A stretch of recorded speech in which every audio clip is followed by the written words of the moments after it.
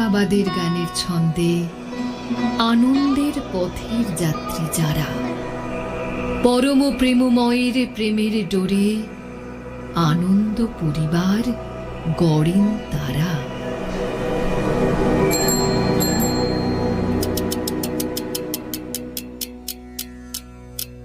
তুলি, তাড়াতাড়ি এসো, অনেক দেরি হয়ে যাচ্ছে যে। হ্যাঁ, আসছি বাবা। তুলি, তোমার টিফিন বক্সে 4টে রুটি দিয়েছি, 2টো তুমি খাবে আর 2টো তোমার কোনো বন্ধুকে দেবে, কেমন?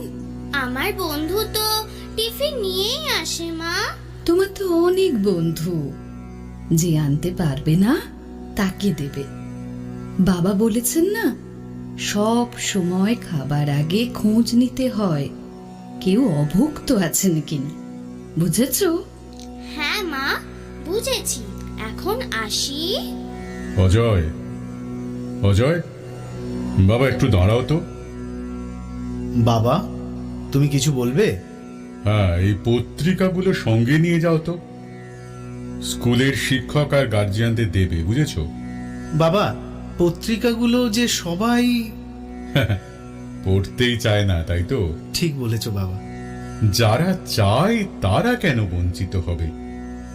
শোনো, কে পত্রিকা পড়লো আর কে পড়লো না সেটা তোমার ভাবার বিষয় নয়। তোমার কাজ হলো যথাসম্ভব সবার কাছে পত্রিকা পৌঁছে দেওয়া। তোমার কাজ হলো যে কোনো উপায়ে সবার মধ্যে আনন্দমার্গের মহান আদর্শ ছড়িয়ে দেওয়া, সবাইকে সৎ পথের নির্দেশনা দেওয়া, সবাইকে আশাবাদের গান শুনিয়ে যাওয়া। কারণ কখন কার কোন কথায় কার মনে বৃহতের আকর্ষণ জেগে ওঠে তা কি কেউ বলতে পারে গো? পথের ধারে কত নুড়ি পাথর পড়ে থাকে, কোন নুড়িতে নারায়ণ আছে তা কি কেউ বলতে পারে গো? তাছাড়া অন্যকে সৎ পথে নির্দেশনা দেওয়া সাধনার অঙ্গ মনে করে এই কাজটি যে তোমাকে করতেই হবে বাবা, কারণ এটা যে গুরুদেবের চরম নির্দেশ। দিদি ভাই, কালকে যে আনন্দবাণীটা শিখলে ওটা একবার শোনাও তো দেখি। হ্যাঁ, শোনাচ্ছি। আনন্দবাণী। আদর্শের জন্য সংগ্রাম করো, আদর্শের সঙ্গে একত্র হও, আদর্শের জন্য বেঁচে থাকো, আদর্শের জন্য মরণকে বরণ করো। বাহ, শ্রী শ্রী আনন্দমূর্তিজি। বেশ সুন্দর হয়েছে। আচ্ছা, তোমরা এখন এসো। বৌমা, আমিও এখন আসি। বাবা, আপনিও আবার কোথায় চললেন? কমলপুর যাব, সবাইকে সেমিনারের খবরটা দিয়ে আসি। কাল বাদে পরশু থেকেই তো সেমিনার শুরু হয়ে যাবে, আজ না গেলে আর যাবই বা কখন? সেই সাথে বাবার কিছু বই আর পত্রিকাগুলো পৌঁছে দেওয়া যাবে। এই বয়সে এত ছুটোছুটি করলে শরীর খারাপ করবে যে বাবা। বাবা বলেছেন, কাজ করতে করতে মরো আর মরতে মরতে কাজ করো। মনে রেখো, অলস শরীর মানেই যত রোগ আর শয়তানের বাসা। কিন্তু এ কথাটাও ঠিক যে বিশ্রাম কাজেরই অঙ্গ একসাথে গাঁথা, নয়নের অঙ্গ যেমন নয়নেরই পাতা। বাবার দেওয়া শরীর বাবাই দেখে নেবে। আমার নেই কিন্তু অত মাথা ব্যথা, বুঝলে? আসি গো, আসি আসি, এখন আসি। বাইরের গেটটা ভালো করে লাগিয়ে দিও তো বৌমা, গরু ছাগলের যা উপদ্রব না, আর পারা যায় না। আসি গো। হরে কৃষ্ণ, হরে কৃষ্ণ, হরে কৃষ্ণ। এবার গরুটা গেট ভেঙে ঢুকলো, এবার লাঠিটা দিয়ে গরুটাকে এমন মারবো না। এই এই এই এই, আমার মেরো না, আমার মেরো না, আমি চলে যাচ্ছি, আমার ভুল হয়ে গেছে। এ কি, আপনি আপনি কে? চলে যাচ্ছেন কেন? দাঁড়ান। ইস, পড়ে গেল। আপনি কে? কোথা থেকে এসেছেন? হ্যাঁ, আগে বলো, তুমি আমায় মারবে না তো? আমি আপনাকে মারবো কেন? আমি তো গরু তাড়াবার জন্য লাঠিটা হাতে নিয়ে বেরিয়েছিলাম। চলুন চলুন, ভেতরে চলুন। হরে কৃষ্ণ, হরে কৃষ্ণ, হরে কৃষ্ণ। এখানে বসুন। মা, তুমি এই বাড়ির বৌমা বুঝি? হ্যাঁ, আমাদের ঘরেও একজন বৌমা আছে। ঠিক এভাবেই গরু তাড়াবার মতো করে আমাকে লাঠি দিয়ে মেরে মেরে বাড়ি থেকে তাড়িয়ে দিয়েছিল। তাই মনে হচ্ছিল তুমিও বুঝি লাঠি দিয়ে আমাকে। কি বলছেন আপনি? হ্যাঁ মা, অনেক দিন হলো দিশে হারা হয়ে পথে ঘাটে ঘুরে বেড়াচ্ছি মা। এই পোড়া পেট চালাচ্ছি ভিক্ষে করে। পারলে পারলে আমায় কিছু খেতে দেবে মা? হ্যাঁ হ্যাঁ, ঠিক আছে ঠিক আছে, আগে একটু জল খেয়ে নিন, আমি খাবার ব্যবস্থা করছি। হ্যাঁ দাও মা, গলাটা একটু ভিজিয়ে নি।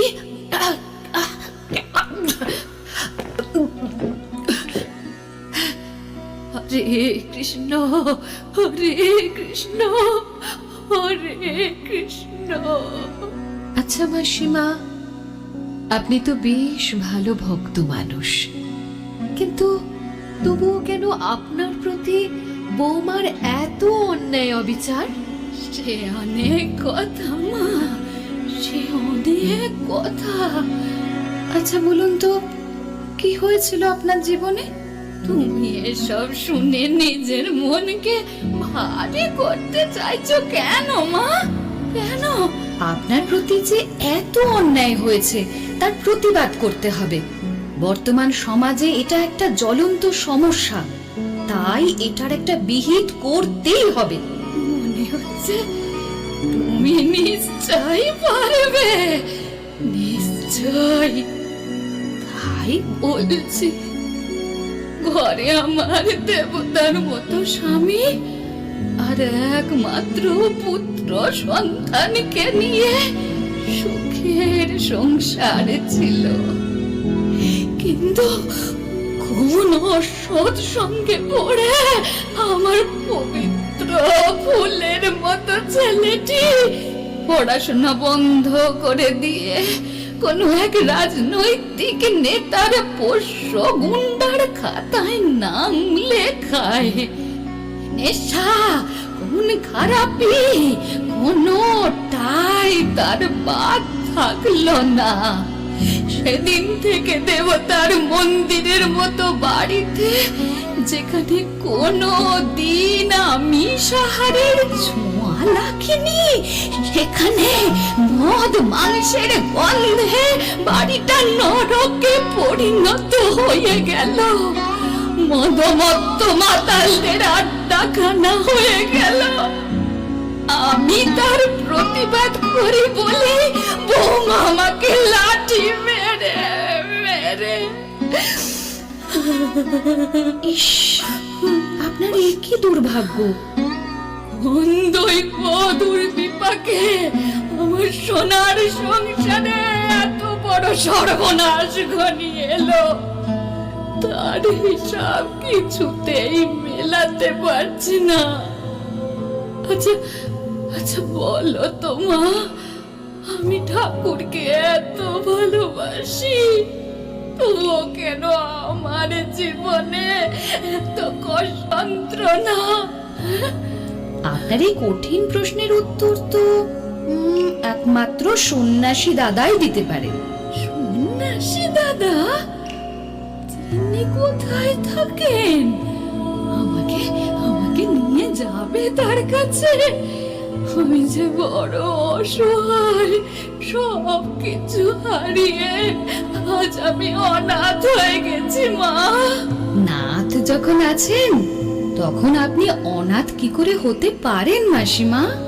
ভগবান কখন কার হাতকে নিজের হাত বানিয়ে নেন তা তো কেউ জানে না। যতদিন না পর্যন্ত কোনো বিহিত ব্যবস্থা করতে পারছি আপনার জন্য, ততদিন আপনি আমার এখানেই থাকবেন। আচ্ছা বলুন তো, আপনার ছেলে এখন কোথায় থাকে, কি করে? সে তো এখন নেতা মন্ত্রীদের পোষ্য গুন্ডা। শুনেছি নাকি সে বাড়ি ইলেকশনেও দাঁড়িয়েছে। হে ঈশ্বর, যে অবাধ্য কুলাঙ্গার পুত্র তার পিতামাতাকেই সেবা যত্ন করে না, মারধর করে ঘর থেকে তাড়িয়ে দেয়, সে হবে জনগণের নেতা। এর পরিণাম যে কত ভয়ঙ্কর তা একমাত্র সময়ই বলে দিতে পারে। মাসিমা, এখন 2 দিন এখানে বিশ্রাম নিন, এরপর একদিন আপনাকে সন্ন্যাসী দাদার কাছে নিয়ে যাব। আমরা সবাই মিলে আপনার কোনো একটা বিহিত ব্যবস্থা করবই করব।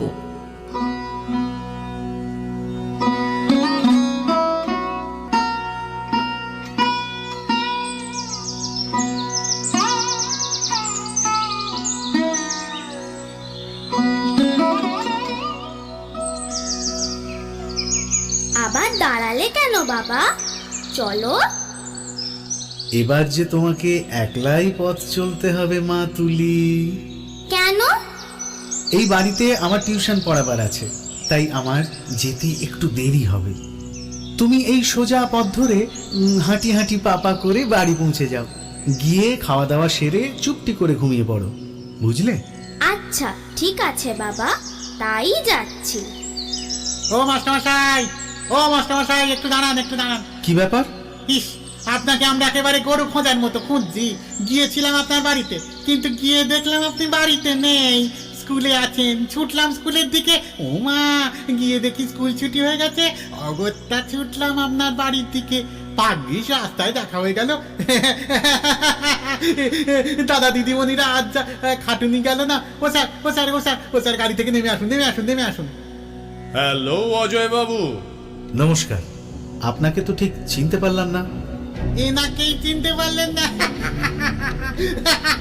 যার এলাকাতে থাকে তাকেই চিনতে পারে না। কি কপাল, একেই বলে খাঁটি ঘিও মানুষ। ইনি এই অঞ্চলের একজন সম্ভ্রান্ত নেতা, জনগণের সেবায় নিবেদিত প্রাণ, গরিবের কাছে ওনার মন্ত্র আর কৃষ্ণের মন্ত্র প্রায় এক। দীনদয়াল দীনবন্ধু, ইনি হলেন ডক্টর অনল চৌধুরী। 1 নম্বর স্বার্থপর মানুষ। স্বার্থ যার পরের তরে, তিনি তো স্বার্থপর। ঠিক আছে ঠিক আছে, এবার থাম আহাম্মক কোথাকারে। অজয় বাবু, তুমি আমাকে না চেনারই কথা, কারণ আমার জন্মস্থান এই এলাকায় হলেও শহরেই মানুষ হয়েছি তো, তাই এই এলাকার মানুষের সাথে আমার ঘনিষ্ঠতা হয়ে ওঠে। সাংসদ শ্রী মলয় নাগকে নিশ্চয়ই চেনো, উনি আমার রাজনৈতিক গুরু। ওনার ইচ্ছে অনুসারেই আগামী বিধানসভা ইলেকশনে দাঁড়িয়েছি, কিন্তু দাঁড়াবো বললেই তো আর চলে না, চাই জনবল, অর্থবল, বেশি বল। অনেকের মুখে তোমার সুনাম শুনেছি, উচ্চ শিক্ষিত, সাহসী, অথচ শিক্ষকতা করো একটা ছোট্ট প্রাইভেট স্কুলে, আর সারাক্ষণ সাইকেল ঠেলে ঠেলে বাড়ি বাড়ি টিউশন। আচ্ছা বলো তো, আজকের যুগে এসব করে কি সংসার চালানো যায়? তা যায় কি যায় না তা নিয়ে আপনাদের এত ভাবনা কেন বলুন তো? ভাবতে হচ্ছে, ভাবতে হচ্ছে, কারণ দামি রত্নকে এভাবে আমি কখনো মাটিতে ফেলে রাখি না। যখনই কোনো দামি রত্ন পরে থাকতে দেখি, তখনই আমি ওখান থেকে তুলে এনে একেবারে পালিশ করে চকচকে করে তুলি। তোমাকে দেখেই আমার মনে হচ্ছে তুমি সেই দামি রত্ন। আর সেই জন্যই তো শাস্ত্রে বলেছে না, রতনে রতন চেনে শুয়োরে চেনে কচু। তাই ভাবছিলাম তোমাকে আমার দলে কোনো ভালো কাজে লাগাতে পারি কিনা। শুনে খুব ভালো লাগছে যে আপনাদের মতো বড় নেতারা আমাদের মতো বেকারদের কথা ভাবছেন। তো আপনি আমাকে কোন কাজে লাগাতে চান? দেখুন, আমাদের দলে অনেক রকমের কাজ রয়েছে, তার মধ্যে একটি বড় গুরুত্বপূর্ণ কাজ হলো পথের কাঁটা পরিষ্কার করা। তার মানে খুব সহজ। দেখুন, সমাজে কিছু গন্ডমূর্খ অকাজের লোক আছে, যারা সব কাজে শুধু বাধার সৃষ্টি করে, কথায় কথায় প্রতিবাদ, আন্দোলন, নিজেরাও কিছু করবে না, অন্য কেউ কিছু করতে দেবে না, নিজেও খাবে না, অন্যকে খেতেও দেবে না। তুই কি থামবি? তাই ভাবছি এদেরকে শায়েস্তা না করলে। ভোটে জিতবেন কি করে, তাই না? একদম ঠিক ধরেছো, এসব না করলে রাজনীতিতে টিকে থাকা সম্ভব নয়। আর এটাই তো রাজনৈতিক পলিসি। এর জন্যই তোমার মতো দুঃসাহসী ইয়ং ম্যান দরকার। এর জন্য আমাকে কি করতে হবে? এর জন্য কাজের বিভিন্ন ধারা রয়েছে, তার আবার এক এক রকম রেট। যেমন ধরো, বিশেষ কাউকে ভয় দেখিয়ে মুখ বন্ধ করে দেওয়ার জন্য 5,000 টাকা, কারো হাত পা ভেঙে ঘরে ফেলে রাখার জন্য 50,000 টাকা, কাউকে পৃথিবী থেকে একেবারে সরিয়ে দেওয়ার জন্য 5 লাখ টাকা। একদম ফিক্সড রেট।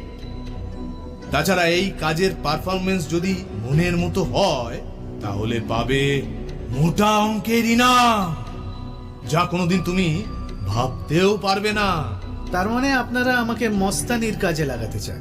মাস্তানি কেন বলছো? এটা তো তোমার শিক্ষা আর সাহসিকতার সদুপযোগ, রাতারাতি বড়লোক হবার সর্বোত্তম পথ। বাহ বাহ বাহ বাহ, শুনেই মনটা আহ্লাদে আটখানা হয়ে গেল। হ্যাঁ, হবে না মানে? শুনুন, আপনি আমাকে যে 3টি কাজের কথা বললেন, তার প্রথম 2টি কাজ অনেক করেছি। স্কুল গড়তে গিয়ে, আদর্শের প্রচার করতে গিয়ে কাউকে ভয় দেখাতে হয়েছে, আবার সমাজের স্বার্থে কারোর হাত পাও ভাঙতে হয়েছে।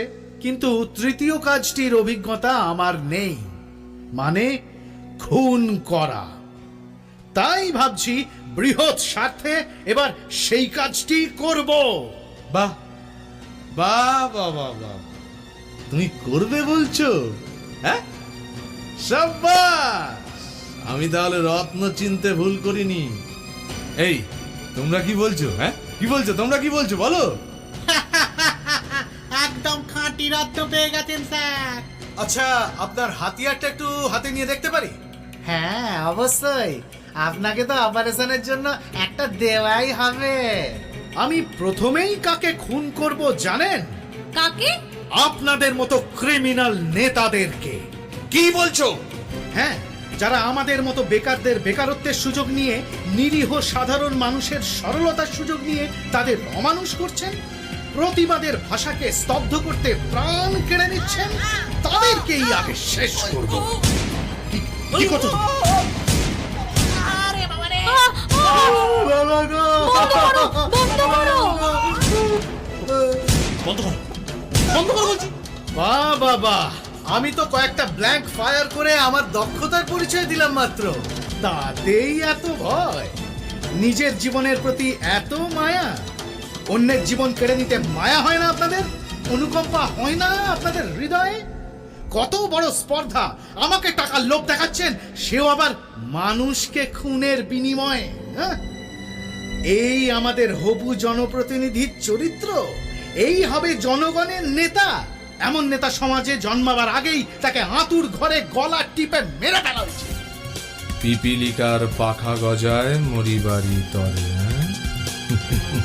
না না না, পাখা আমার গজায়নি, গজিয়েছে আপনাদের। দেব নাকি একটু ছাঁটাই করে? চুপ! জানো তুমি কার সামনে দাঁড়িয়ে কথা বলছো? জানো আমার ক্ষমতার হাত কত লম্বা? জানতাম না, তবে এখন জানলাম। রাজনীতির কলঙ্ক, এক মুখোশধারী বিশ্বাসঘাতক বেঈমান। তবে রে শয়তান, তোকে উচিত শিক্ষা দিতেই হবে। হাতটা ভেঙে ফেলবে না। বেশি লম্বা হাতের যে জোর কম থাকে তা বোধহয় আপনার জানা ছিল না। আমার খাটো হাতের জোর দেখছেন তো? মধ্যবিত্ত ঘরের খেটে খাওয়া হাত। ছোটবেলা থেকেই দারিদ্র্যের আগুনে পুড়িয়ে এই হাতটাকে ইস্পাতের মতো কঠিন করে তুলেছি। ইচ্ছে করলে আপনার এই ক্ষমতার লম্বা হাতটাকে ভেঙে গুঁড়িয়ে দিতে পারি। কি হলো? দাঁড়িয়ে কি নাটক দেখছেন আপনারা? শায়েস্তা করুন একে। সাবধান, এক পাও এগোবেন না কেউ, নইলে সবার মুখে একটা একটা করে দানা পড়ে দেবো। আরে যা, দানাই তো সব শেষ। এই যে পুলিশ বাবু, নিন আপনার হাতিয়ার। পুলিশ তো নয়, নেতার পা চাটা কুকুর। পুলিশের নামে কলঙ্ক। দেশ রক্ষার নামে যারা দেশের বুকে ছুরি মারে, তাদের এই পোশাক পরার কোনো অধিকার নেই। আর তোমারও সত্যবাদী যুধিষ্ঠির হয়ে কোনো লাভ নেই। মনে রেখো, আগামী ইলেকশনে তো স্যার জিতবেনই, কেউ আটকাতে পারবে না। আর যেখানে পুলিশ ও নেতার রক্ত একই স্রোতে বইছে সেখানে তো আর কোনো কথাই নেই। তখন তোমারই আস্ফালন কোন আতাল তালে তলিয়ে যাবে তা একবার ভেবে দেখেছ? একেবারে বেপাত্তা হয়ে যাবে, বুঝলে? তার চেয়ে বরঞ্চ আমাদের দলে ভিড়ে যাও, হাতে হাত মিলাও, দেখবে 2 হাত ভরে গেছে, ভাগ্যের চাকা নিমেষে ঘুরে গেছে। ভাগ্যের চাকা ঘোরে ভাগ্য বিধাতার নির্দেশে। আপনারা আবার কোন ভাগ্য বিধাতা আবির্ভূত হয়েছেন এখানে? একটা কথা স্পষ্ট করে শুনে রাখুন, আমরা হতে পারি গরিব, নগণ্য, কিন্তু আমাদের একটা নীতিবোধ আছে, একটা আদর্শ আছে। রাখো তোমার আদর্শ। নুন আনতে পান্তা ফুরোয় যার, তার মুখে আবার আদর্শের বড় বড় বুলি। তোমার ওই আদর্শের বুলি স্কুল কলেজের ক্লাসরুমেই চলে, তোমার মতো ধর্মভীতুদের লেকচার বাজিতেই চলে। বাস্তবের মাটিতে এর এক কানা করিরও দাম নেই।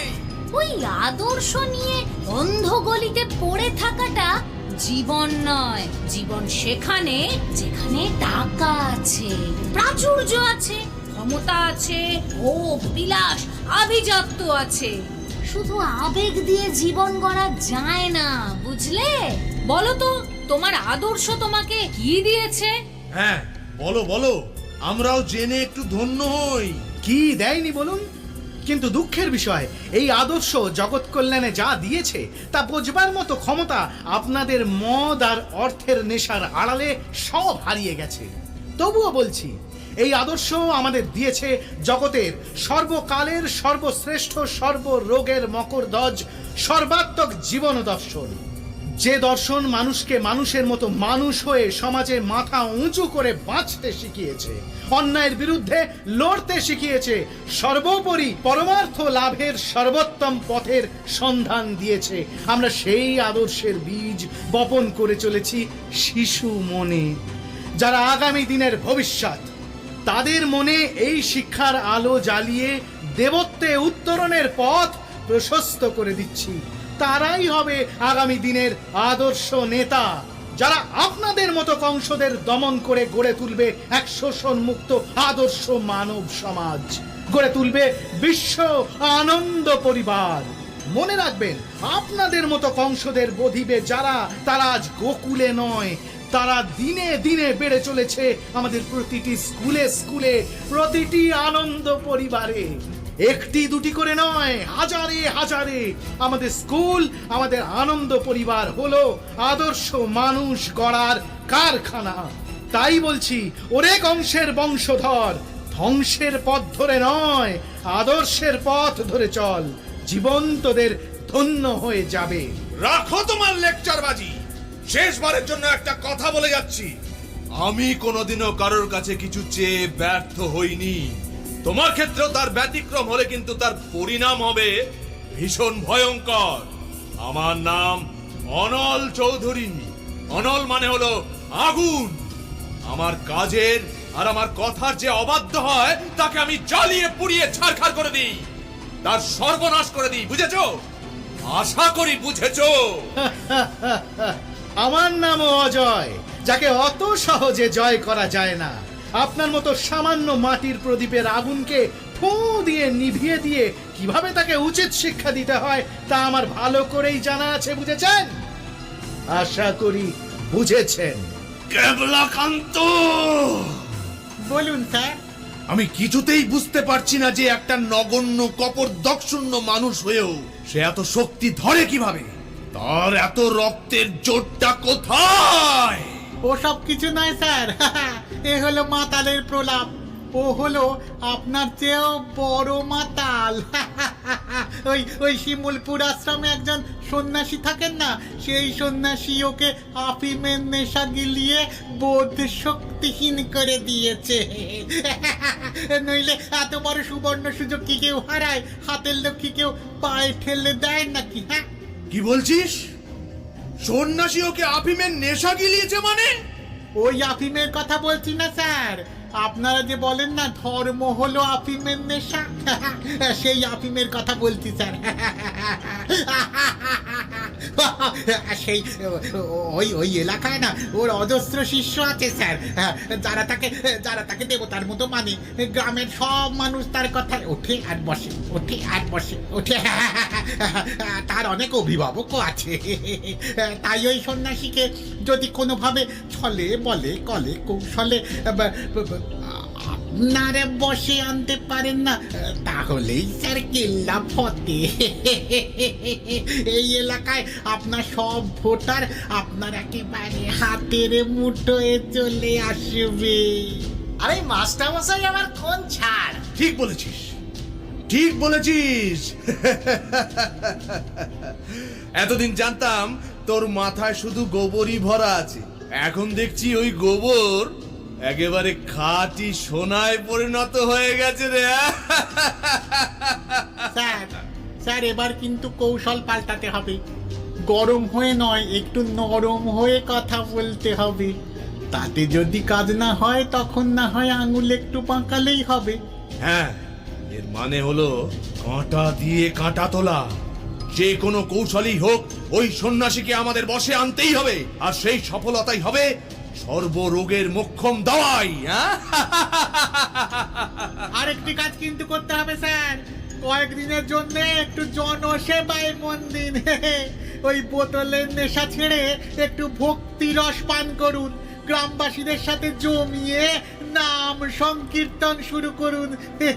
হরে কৃষ্ণ কৃষ্ণ কৃষ্ণ হরে হরে, হরে কৃষ্ণ কৃষ্ণ কৃষ্ণ হরে হরে।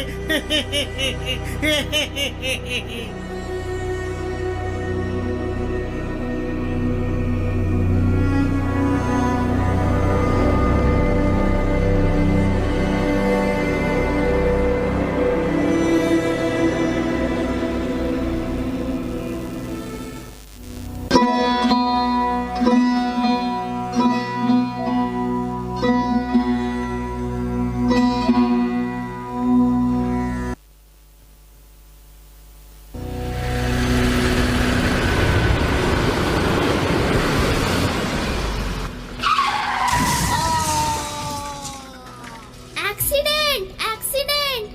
ইস, মাথা ফেটে রক্ত ঝরছে। আয় পুচকি মেয়েটা, গাড়ির সামনে থেকে সরে যা। না, সরবো না। এই লোকটাকে ধাক্কা মারলেন কেন? আমি ইচ্ছে করে ধাক্কা মেরেছি নাকি? তাহলে চলে যাচ্ছেন কেন? ওনাকে হসপিটালে নিয়ে চলুন। এই ঘাটের মরা বুড়োটা তো মরেই গেছে বলে মনে হচ্ছে, একে তো আর বাঁচিয়ে লাভ নেই। সরে যা, সরে যা, সরে যা, সামনে থেকে সরে যা, নইলে কিন্তু। পুচকে মেয়েটার সাহস দেখো। এই সরে দাঁড়া, সরে দাঁড়া। এই মরা বুড়োটাকেও সরিয়ে দিচ্ছি। এই এই তোমরা গাড়ি স্টার্ট করো, গাড়ি স্টার্ট করো। চলো চলো চলো চলো, এখান থেকে চলো চলো। যাও না, কত দূর যাবে? গাড়ির নাম্বারটা লিখে নিয়েছি, দেখে নেব তোমাদের। ও আঙ্কেল, ও আঙ্কেল, ওই লোকটার অ্যাক্সিডেন্ট হয়েছে, মাথা ফেটে গেছে, চলুন হসপিটালে নিয়ে যাই। আমার এখন অত সময় নেই। ও যত সব উটকো ঝামেলা। ও আঙ্কেল, দেখুন না। হ্যাঁ দেখে নিয়েছি তো, এইসব পুলিশের কাজ। শুধু শুধু ঝামেলায় জড়িয়ে লাভ নেই, বুঝলে? আরে আপনি মানুষ না, বিপদ তো আপনারও হতে পারতো। বড় লোকদের এসব কথা শুনিয়ে কোনো লাভ নেই। ওদের টাকা আছে কিন্তু মনুষ্যত্ব নেই। চলো চলো, আমি আমার ভ্যানে করেই হাসপাতালে পৌঁছে দিচ্ছি। চলো চলো তাড়াতাড়ি চলো।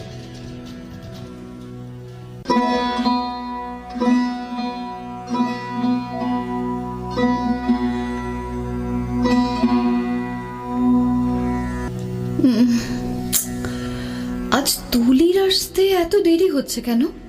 সেই দুটোই স্কুল ছুটি হয়েছে, এখনো তো। এ কি, তুমি এখানে? কাকে খুঁজছো? তুমি একা? তুলি কোথায়? কোথায় তুলি? কেন, ও বাড়িতে আসেনি? কই না তো। কি আশ্চর্য! আমার একটা টিউশন পড়াবার ছিল বলে ওকে আগেই পাঠিয়ে দিয়েছি। আচ্ছা আচ্ছা আচ্ছা, তুমি বাড়ি যাও তো, চিন্তা করো না। আমি যাচ্ছি, আমি দেখছি। ঠিক আছে, তাড়াতাড়ি যাও, তাড়াতাড়ি।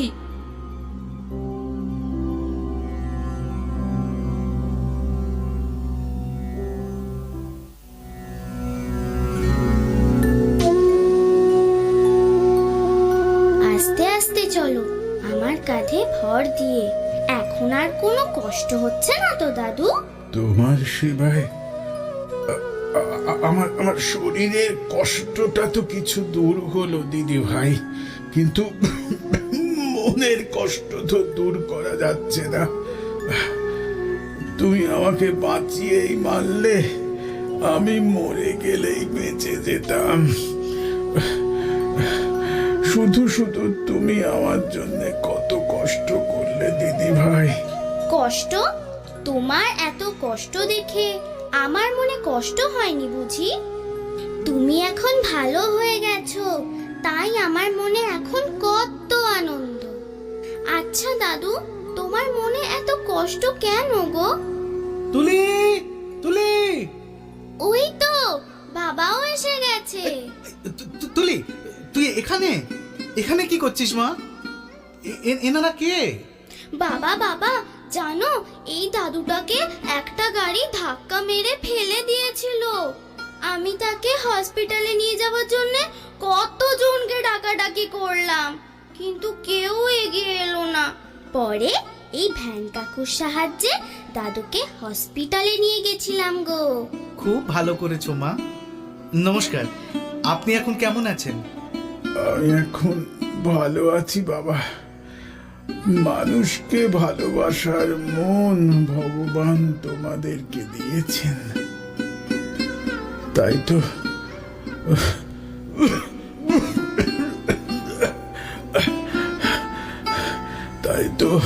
তাই তো ভগবান তোমার এই লক্ষ্মী মেয়েটির মাধ্যমেই আমাকে আবার মৃত্যুর মুখ থেকে ফিরিয়ে আনলেন। সবই পরম পুরুষের ইচ্ছা। আপনার পরিচয়টা তো জানা হলো না। আমার বাড়ি কল্যাণপুরে। সে তো অনেক দূর, এখানে কোথায় এসেছিলেন? আমি তো এখানে আসিনি, ভাগ্য আমাকে টেনে এনেছে। আপনার কথা তো ঠিক বুঝতে পারলাম না। সে অনেক কথা বাবা, অনেক কথা। তোমরা যখন আমাকে বাঁচিয়েই আনলে, এখন আমি কোথায় যাব, কি করব বলতে পারো? আমি যে আর দাঁড়িয়েই থাকতে পারছি না, কথা বলার শক্তিও পাচ্ছি না। ঠিক আছে আঙ্কেল, পরে সব কথা শুনবো। এখন আপনাকে আমাদের আশ্রমে নিয়ে যাচ্ছি। সেখানে একজন সন্ন্যাসী দাদা থাকেন, তিনি আপনার সব ব্যবস্থা করে দেবেন, কোনো চিন্তা করবেন না। এই তুলি, মা তুমি বাড়ি চলে যাও, আমি আঙ্কেলকে আশ্রমে পৌঁছে দিয়ে আসি।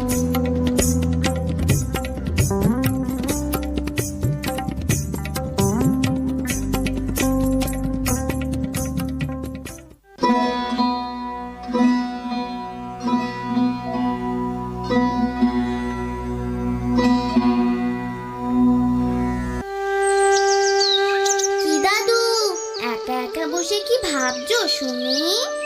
দিদি ভাই, কত ভাবনাই তো মনে আসে। যেমন একটু বলো তো শুনি। দিদি ভাই, জীবনে সবকিছুই তো হারালাম, এখন ভবিষ্যৎ ভবিষ্যৎ ভবিষ্যৎ আমার কিভাবে চলবে? ও এই কথা। দাদু, ভবিষ্যৎ চলবে কিসে ভাবছো মিছে? তুমি ভাববার কে গো? যার ভাবনা তিনিই ভাবেন, তুমি শুধু তাকেই ভাবো তো।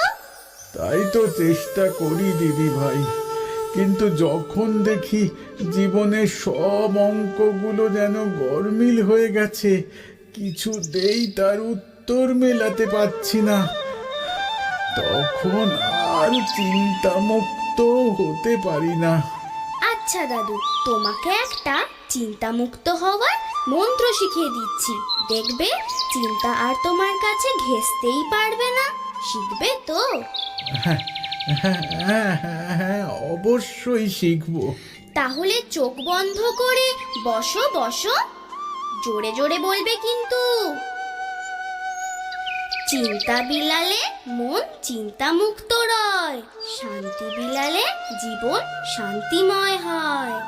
চিন্তা বিলালে মন চিন্তা মুক্ত রয়, আর শান্তি বিলালে জীবন শান্তিময় হয়। বাবা বাবা। আজ থেকে কোনো চিন্তাই মনে জমিয়ে রাখবে না কিন্তু, দাদাকে সব বলে দেবে, দেখবে সব চিন্তাই দূর হয়ে যাবে। বাহ বাহ বাবা, দারুণ মন্ত্র শিখে নিলেন তো ভজন বাবু। হ্যাঁ দাদা, এই দিদি ভাই তো আমার এখন অভিভাবক, বেঁচে থাকার অবলম্বন। কি বলবো দাদা, আমি তো বিস্মিত হচ্ছি এই ছোট্ট মেয়েটির বিবেকশীলতার গভীরতা দেখে।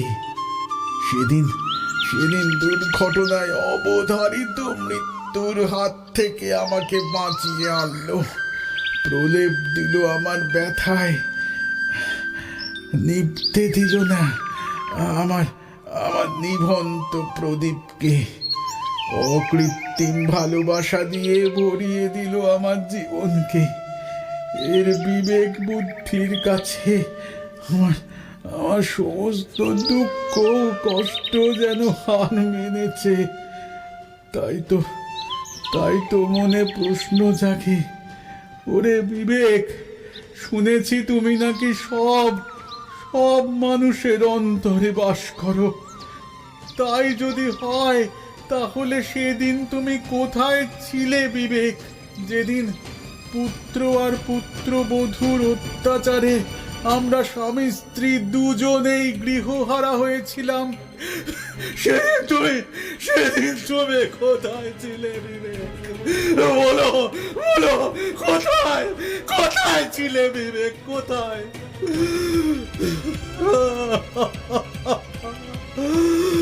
ক্ষুধার জ্বালায় এক মুঠো অন্নের সন্ধান করতে গিয়ে আমার দেবী তুল্য স্ত্রী কোথায় হারিয়ে গেল তাকে আর খুঁজে পেলাম না।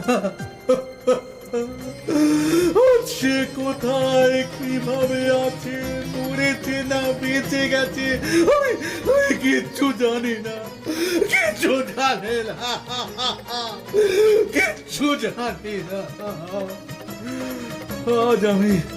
আজ আমি নিজের ছেলের পাশবিকতার কথা ভেবে ভেবে অস্থির হয়ে উঠছি।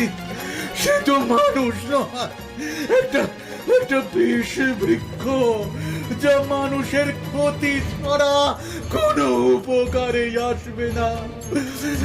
সারা জীবন শিক্ষকতা করলাম, কত মানুষকে শিক্ষা দিলাম, কিন্তু নিজের সন্তানকেই শিক্ষিত করতে পারলাম না।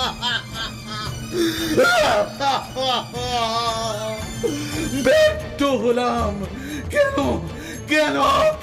কেন বলুন কেন?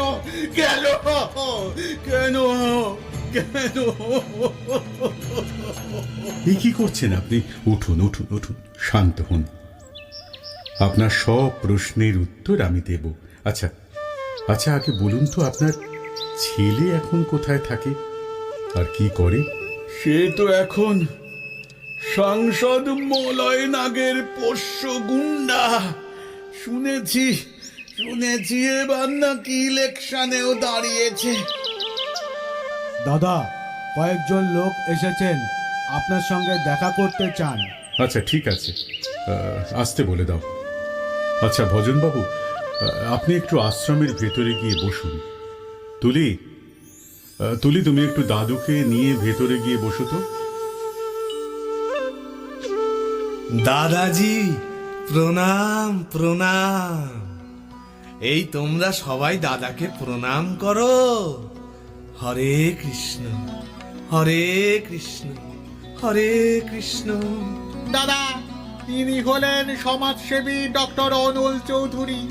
এবার বিধানসভা ইলেকশনে দাঁড়িয়েছেন, তাই আপনার আশীর্বাদ নিতে এসেছেন।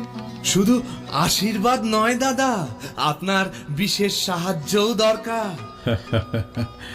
আমি সর্বত্যাগী সন্ন্যাসী, আশীর্বাদ ছাড়া আর কি বা সাহায্য করতে পারি?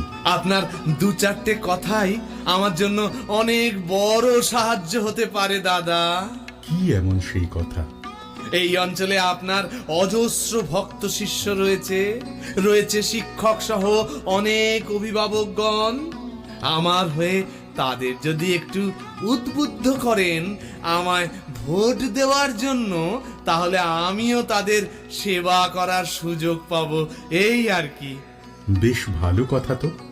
আপনি জেনে খুশি হবেন যে আমার বাবা মাও ছিলেন বড় ভক্ত বৈষ্ণব। ধর্ম, কর্ম আর সমাজ সেবাই ছিল তাদের জীবনের ব্রত। আর তাদের পথ ধরেই আমিও আমার জীবনকে সমাজ সেবায় উৎসর্গ করে দিয়েছি। জেনে খুব খুশি হলাম, কারণ আজকাল তো এমন বড় মনের নেতা নেত্রী নজরেই পড়ে না। তাই তো লোকে বলে না, বাপ কা বেটা সিপাই কা ঘোড়া। কিন্তু দুর্ভাগ্যজনকভাবে মাসখানেক আগে আমার বাবা মা দুজনেই একটা পথ দুর্ঘটনায় মারা গেলেন। ওনারা আমাকে নিজের মেয়ের মতোই ভালোবাসতেন, কত ভালোবাসতেন। ইস, খুবই দুঃখজনক ঘটনা। আচ্ছা, কি নাম ছিল আপনার বাবার? ভজন চক্রবর্তী। ভজন চক্রবর্তী। আচ্ছা, উনি কোথায় থাকতেন, কি করতেন? কল্যাণপুর গ্রামের বাড়িতেই থাকতেন, আর ওই গ্রামের স্কুলেই শিক্ষকতা করতেন।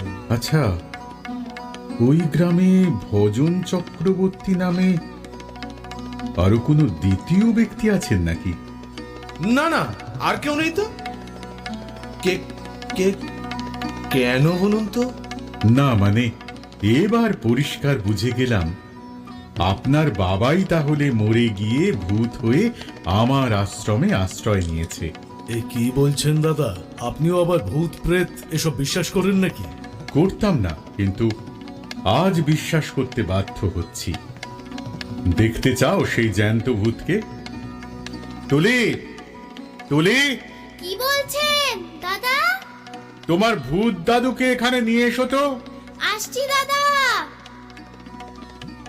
অনল বাবু, আপনার বাবা যদি মারা গিয়ে থাকেন তাহলে ইনি কে? ভূত ভূত ভূত ভূত ভূত। কি হলো, চিনতে পেরেছেন এই জ্যান্ত ভূতটাকে? বাহ বাবা, কি দুর্দান্ত অভিনয় আপনাদের! ওরে অকৃতজ্ঞ মিথ্যাবাদী বেঈমান, মা বাবা নামের বটবৃক্ষকে উপড়ে ফেলে দিয়ে নিজেরা সেজেছ এক একজন বিষ বৃক্ষ, আর সমাজটাকেও বিষাক্ত করতে নেমে পড়েছ। দাদা দাদা, ওই লোকগুলোই দাদুকে গাড়ি চাপা দিয়েছিল। ওই তো সেই সাদা গাড়িটা। আপনাকে যে গাড়ির নাম্বারটা দিয়েছিলাম ওটা সেই গাড়িরই নাম্বার। মিলিয়ে দেখুন দাদা। হ্যাঁ, সেই তো। এইবার বুঝতে পারলাম আসল রহস্যটা। আপনারা দাঁড়ান এক minute. Hello hello hello, Kalyanpur থানা বলছি। হ্যাঁ, আমি শিমুলপুর আশ্রম থেকে বলছি। গত 5 তারিখ এক বৃদ্ধের অ্যাক্সিডেন্টের ব্যাপারে থানায় ডায়েরি করা হয়েছিল। হ্যাঁ হ্যাঁ হ্যাঁ, সেই অ্যাক্সিডেন্টের অভিযুক্ত গাড়ির মালিক গাড়ি সহ আমার আশ্রমে উপস্থিত আছে। এখনই যদি আসেন তাহলে তাদের হাতে নাতেই ধরতে পারবেন। ঠিক আছে ঠিক আছে, ওদেরকে কিছুক্ষণ যে করে হোক আটকে রাখুন। হ্যাঁ, আমরা এখনই আসছি। ঠিক আছে ঠিক আছে, তাড়াতাড়ি আসুন। ধন্যবাদ। হ্যাঁ হ্যাঁ, রাখছি। হ্যাঁ। রে বাবা রে, বাতাসে যেন বিপদের গন্ধ আসছে, চলো পালাই। কোথায় যাচ্ছেন? দাঁড়ান দাঁড়ান দাঁড়ান। থানার বড়বাবু আসছেন আমাদের হবু মন্ত্রীকে ফুলের মালা দিয়ে বরণ করার জন্য। হরিপদ, হরিপদ, শিগগির আয় তো এখানে। আসছি বাবা।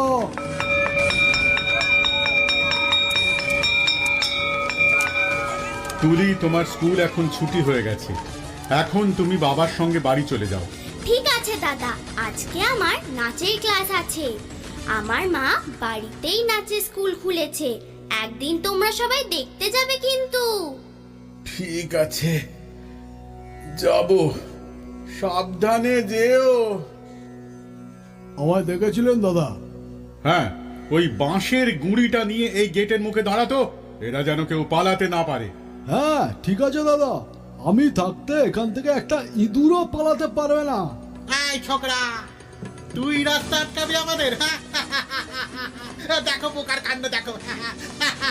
চলুন তো স্যার, চলুন তো স্যার, দেখি দেখি দেখি কে রাস্তা আটকায়, দেখি। চলুন তো স্যার। সাবধান, এক পাও বাড়াবেন না কেউ, নইলে এই বাঁশের ঘা একটা মাটিতে পড়বে না।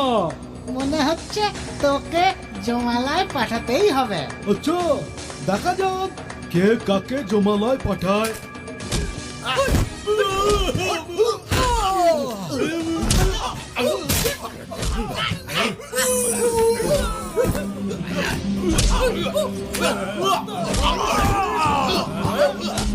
দাও তো বন্দুকটা আমার হাতে, তোকে এবার শেষ করেই ছাড়বো। সাবধান অনল বাবু, হ্যান্ডস আপ। কনস্টেবল, এদের সবাইকে অ্যারেস্ট করুন। অনল বাবু, আপনার পাপের ঘোড়া পূর্ণ হয়ে গেছে। আপনার বিরুদ্ধে থানায় অনেক কমপ্লেন রয়েছে, কিন্তু উপযুক্ত প্রমাণের অভাবে এতদিন অ্যারেস্ট করতে পারিনি। এবার চলুন, জেলের ঘানি টানতে হবে।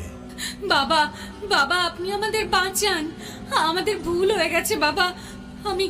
আমি কথা দিচ্ছি বাবা, আপনার আর কোনো দিন কষ্ট হতে দেব না। আপনি যা চাইবেন, যেমনটি চাইবেন তেমনটি হবে। বাহ বাহ, ভূতের মুখে রাম নাম। এখন হঠাৎ বুড়ো শ্বশুরের জন্য দরদ একেবারে উথলে উঠলো যে। এরা শক্তের ভক্ত, নরমের জম, এটাই এদের চরিত্র। আত্মস্বার্থে রং পাল্টাতে এদের এক মুহূর্ত সময় লাগে না। আচ্ছা দাদা, আমি এদের সবার সামনেই আপনাকে একটি প্রশ্ন জিজ্ঞেস করতে চাই। আচ্ছা বলুন। ভজন বাবুকে আমি অনেক দিন আগে থেকেই চিনি। ইনি একজন শিক্ষিত, শান্ত, ভদ্র, আদর্শবান। অথচ তার সন্তান এমন পশুতুল্য হলো কি করে? আপনি খুবই সঙ্গত প্রশ্ন করেছেন স্যার। মানুষ আর পশুর মধ্যে একটা অন্যতম পার্থক্য হলো পশুর পেটে পশুই জন্মায়, কিন্তু মানুষের পেটে মানুষও জন্মায়। পশুও জন্মায়, আবার দেবতাও জন্মায়। আপনি তো মানুষরূপী পশুকে দেখলেন, এবার যদি মনুষ্যরূপী দেবতাকে দেখতে চান, তাহলে সবাইকে আমার সঙ্গে একটি জায়গায় যেতে।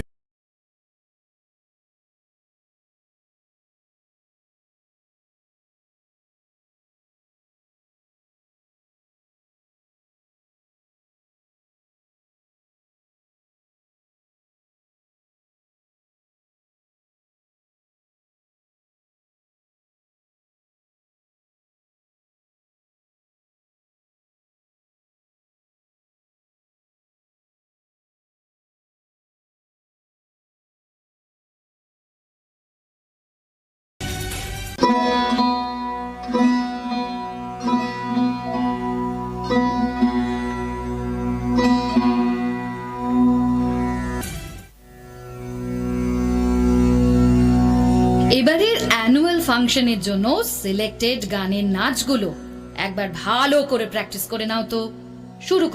শুরু করো প্রথম নাচ থেকে।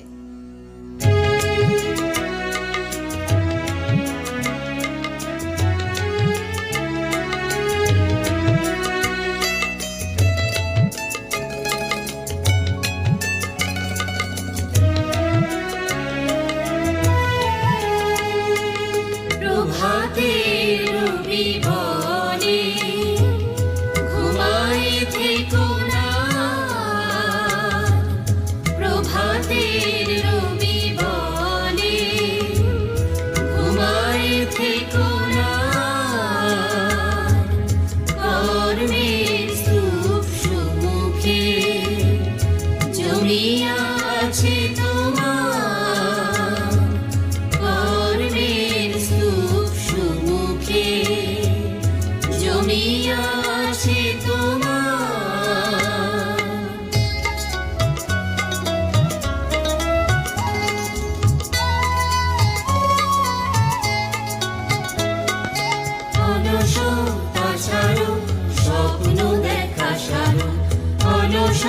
তাছাড়া স্বপ্ন দেখা সারো ধরা কাঁদিছে দেখো একটিবার, ধরা কাঁদিছে দেখো একটিবার।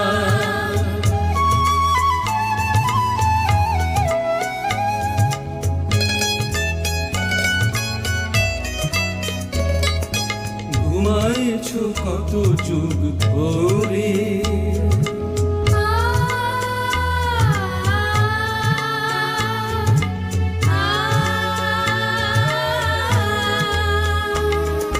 ঘুমাইছো কত যুগ ধরে, স্বপ্ন দেখেছো নিশি ভোরে, নির্যাতিতে পাখি ঝরে, নির্যাতিতে পাখি ঝরে, সারাও তাদের ব্যথা ভার। অলসতা ছাড়ো স্বপ্ন দেখা সারো, অলসতা ছাড়ো স্বপ্ন দেখা সারো, ধরা কাঁদিছে দেখো একটিবার, ধরা কাঁদিছে দেখো একটিবার।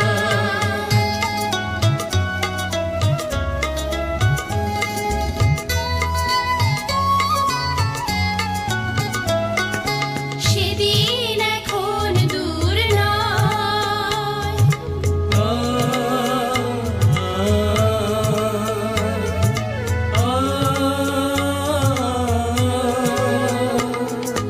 সেদিন এখন দূর নয়, করুণ আলোকে ঝলকায়, সুমেরু শিখরে পাখি গায়, সুমেরু শিখরে পাখি গায়, আসিছে মুক্তি সবাকার।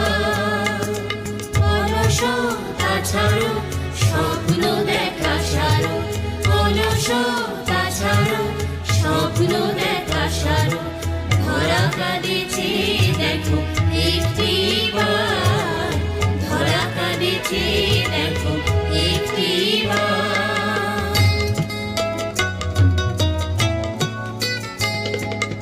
প্রভাতের রবি বলে ঘুমায় থেকো না,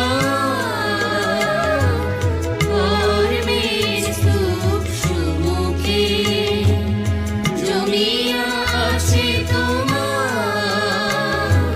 প্রভাতের রবি বলে ঘুমায় থেকো না, কর্মের স্তূপ সুমুখে জমিয়া আছে তোমার।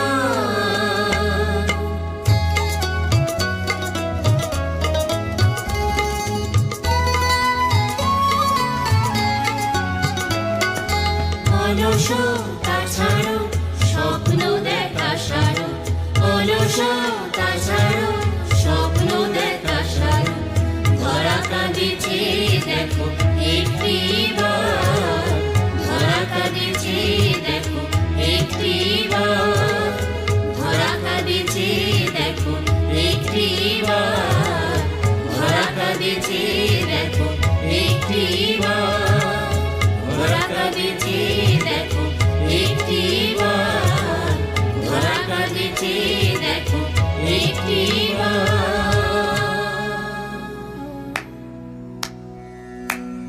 অপূর্ব, অপূর্ব, ফ্যান্টাস্টিক কোরিওগ্রাফি তোমার।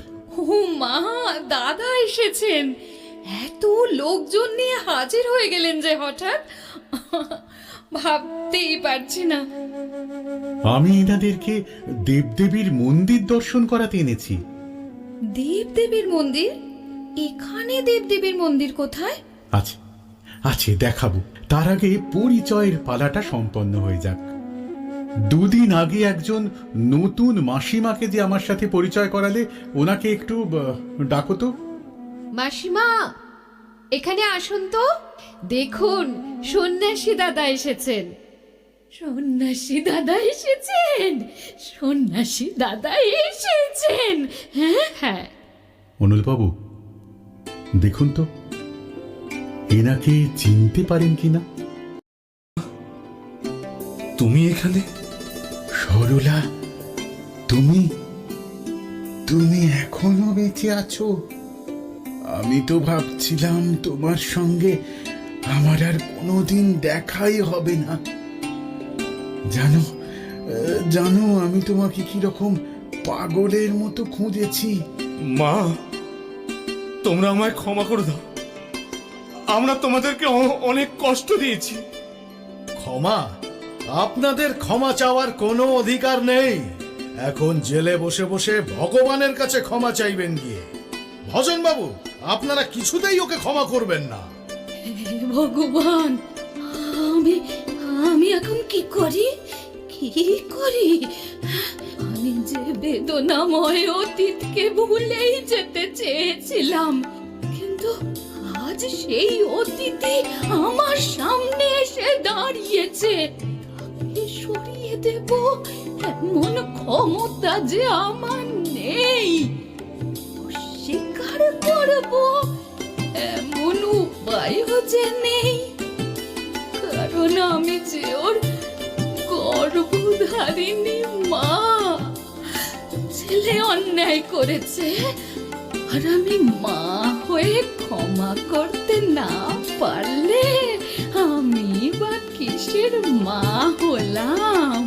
স্যার, স্যার একটু চেষ্টা করে দেখুন না স্যার, এদেরকে কোনোভাবে ক্ষমা করে দেওয়া যায় কিনা একবার দেখুন না স্যার।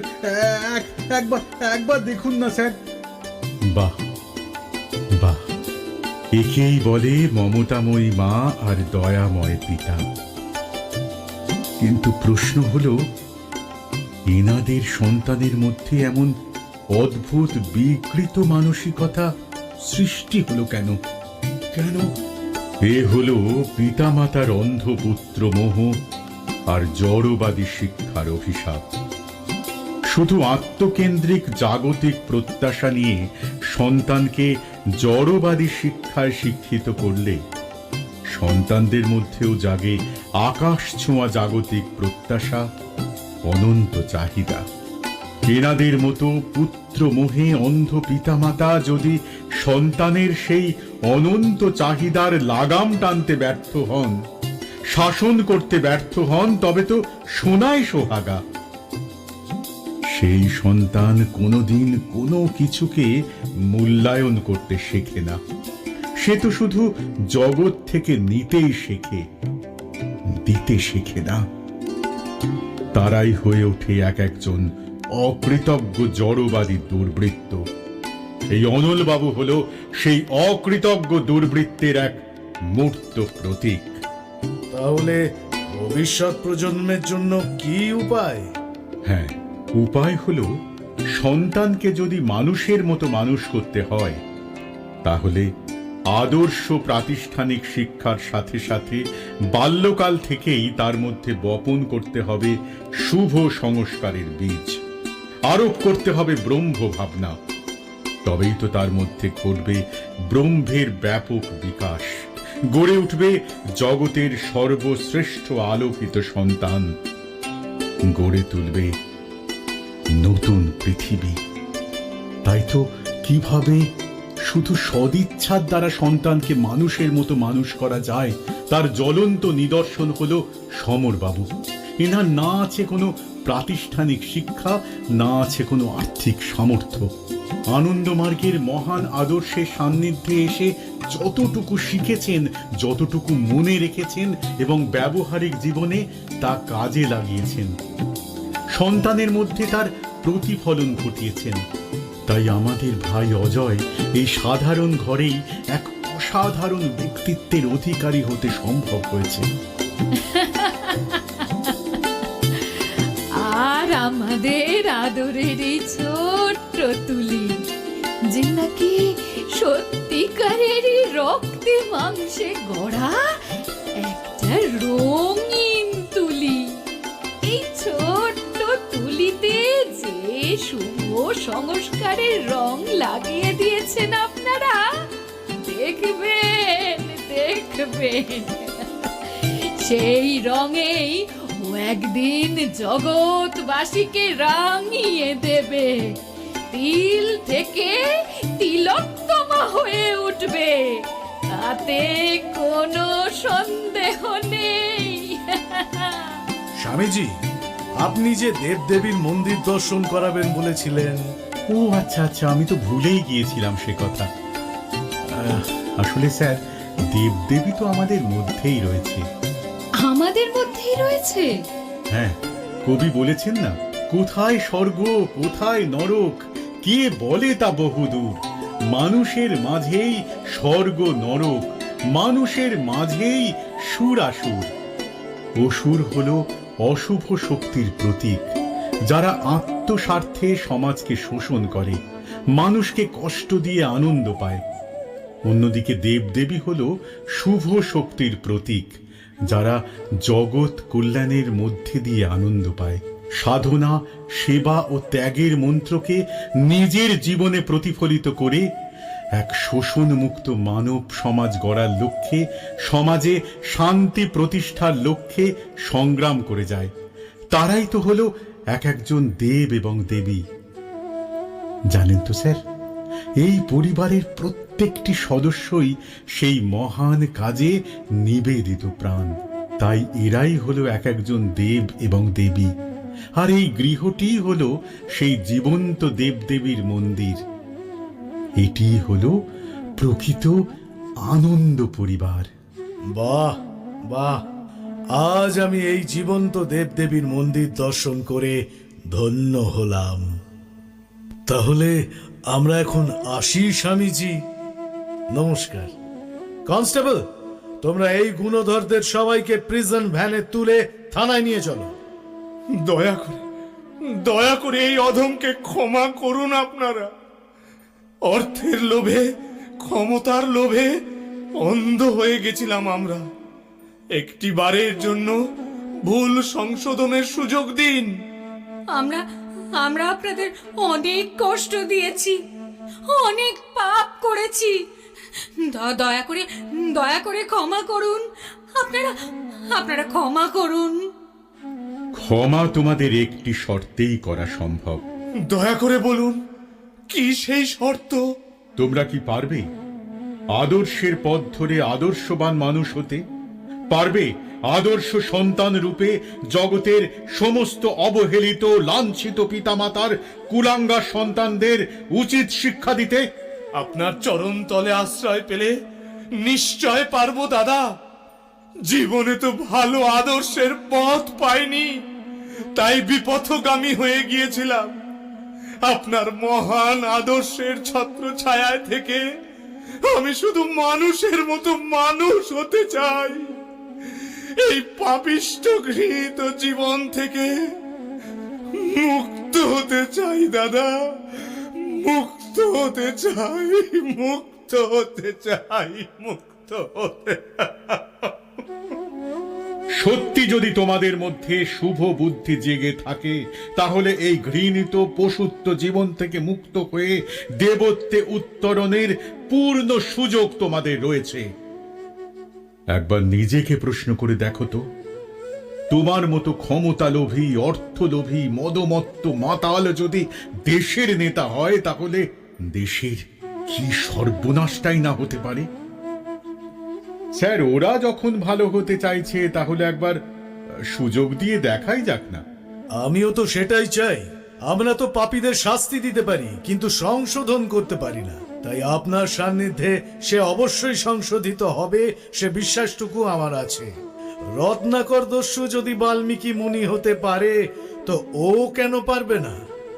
অনল বাবু, একটি কথা মনে রাখবেন, লোভে পাপ, পাপে মৃত্যু। ক্ষমতার লোভে, অর্থের লোভে আজ পর্যন্ত যত পাপ করেছেন, সমাজের যত ক্ষতি করেছেন, তার অবধারিত শাস্তি হলো আজীবন কারাবাস। শুধু স্বামীজির মহতি ইচ্ছাতেই আপনাদের মুক্ত করে দিয়ে যাচ্ছি। আবার আসব, সেদিন যদি শুনি স্বামীজি দেওয়া সব শর্তই পূর্ণ হয়েছে, সেদিন পাবেন উপযুক্ত পুরস্কার। আর তার বিপরীত কিছু ঘটলে সেদিন কিন্তু ভগবানও বাঁচাতে পারবে না। আর অজয়, অজয়, আজ দেখো তোমাদের সকলের শুভ ভাবনার প্রভাবেই কিভাবে এক অশুভ শক্তির পরিসমাপ্তি ঘটল আর কিভাবে রক্ষা পেল অবহেলিত নিষ্পাপ দুটি প্রাণ। আজ আমাদের কত আনন্দ, কত আনন্দ। আমাদের এই বৃহৎ আনন্দ পরিবারে যুক্ত হলো নতুন আনন্দ সন্তান। এসো এসো এসো, আমরা সকলেই ওনাদের বরণ করে নিয়ে এসো। হ্যাঁ, তাই আজ এই শুভক্ষণে বিশ্ব আনন্দ পরিবারের সমস্ত সংগ্রামীদের কাছে আমার অনুরোধ, সমাজের প্রতিটি যুক্তিনিষ্ঠ ধার্মিক নীতিবাদী মানুষের কাছে আমার অনুরোধ, আসুন আমরা অনতি বিলম্বে একটি সুষ্ঠু এবং বৃহৎ আনন্দ পরিবার গড়ে তুলি। লাঞ্ছিত পৃথিবীর ভুলুণ্ঠিত মানবতা আজ সেই শুভ দিনের প্রতীক্ষায় অধীর আগ্রহে অপেক্ষা করছে। আমাদের থেকে অমানিসার অন্ধ তমিস্রা কেটে যাক, নতুন সূর্যোদয়ে নতুন দিনের মানুষ নতুন পৃথিবীতে জেগে উঠুক। চলুন আমরা সবাই সেই শুভ সংকল্প বাস্তবায়নের লক্ষ্যে সংঘবদ্ধভাবে হাতে হাত মিলিয়ে এগিয়ে যাই। হ্যাঁ, এই মহান কর্মযজ্ঞে আমরা সবাইকেই আহ্বান জানাই আর সবাই একসাথে বলি, আজ এগিয়ে চলো সকল মানুষ ভাই। আমন্ত্রণ সবারই জানাই, আমন্ত্রণ সবারই জানাই।